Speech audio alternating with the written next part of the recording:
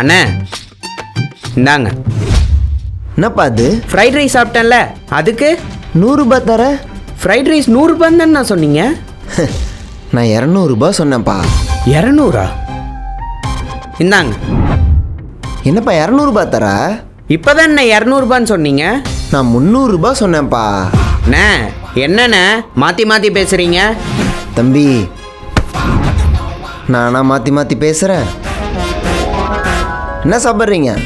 Fried rice எவ்வளோண்ணே? எந்த ரைஸ்னாலும் 100 ரூபாய் தான். அப்போ ஒரு பிளெயின் ரைஸ். ஆ அண்ணே நான் எக் ரைஸ் கேட்டேண்ணே. அப்படியா மாஸ்டர்? Egg rice. அண்ணே சிக்கன் ரைஸ் கேட்டேண்ணே. சிக்கன் ரைஸா? இல்லை தம்பி, நீங்கள் எக் ரைஸ் தான் கேட்டீங்க. அண்ணே சிக்கன் ரைஸ் தானே கேட்டேன். நீங்கள் தானே மாற்றி கொண்டு வந்திருக்கீங்க. எடுத்துகிட்டு போங்க.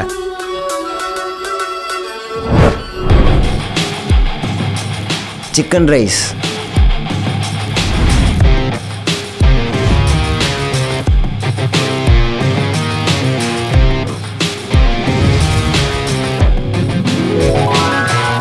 இல்லைண்ணே என்ன சாப்பிட்றதுன்னு ஒரு சின்ன கன்ஃபியூஷன், அதான்.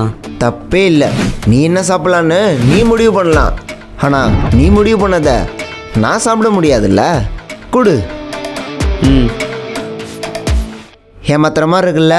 இங்கே நிறைய பேர் இப்படி தான். மற்றவங்கள ஏமாத்துறப்ப தப்பாக தெரியாது, இதே தான் ஏமாறுறப்ப அது தப்பாக தெரியும். டேய், நான் ஒன்றும் உன்னை மாதிரி ஏமாத்துறவன் கிடையாது. நான் ரைஸ் 100 ரூபாய் தான் சொன்னேன். மீதி இருக்க 200 ரூபாய்க்கு நீ ஆர்டர் பண்ணிய அந்த 2 ரைஸையும் பார்சல் போட்டேன். இதுக்கப்புறமேட்டாச்சும் மற்றவங்க ஏமாந்தாலும் பரவாயில்ல, நம்ம நல்லா இருக்கணுங்கிற எண்ணத்தை மாற்றிக்கோ. நான் ஒரு சிக்கன் ரைஸ்.